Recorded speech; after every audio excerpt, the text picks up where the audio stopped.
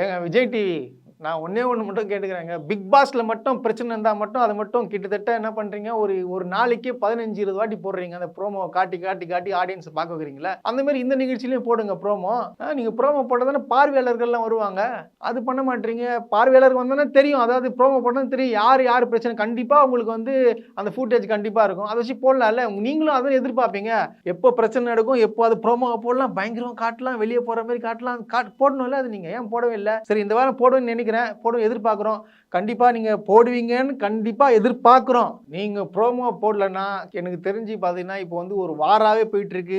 Priyanka fans, Manimekalai ஃபேன்ஸ்ன்னு சொல்லிட்டு சமூக வலைத்தளத்துல வந்து அடிச்சுக்கிறாங்க. எதுக்கெல்லாம் சண்டை போடுறாங்கன்றது நம்ம மக்கள் நெனச்சா எனக்கு சிரிப்பு தான் வருது. தயவுசெய்து வந்து ப்ரோமோ நீங்க போட்டா தான், அதுக்கப்புறம் பார்த்தீங்கன்னா, அந்த விஜய் டிவிலேருந்து தகவல் தெரிவிக்கணும். பிரியங்கா சைட்லேருந்து இது என்ன சொல்ல வராங்கன்றது சொன்னா தான் இந்த பிரச்சனைக்கு ஒரு முடிவு வரும்.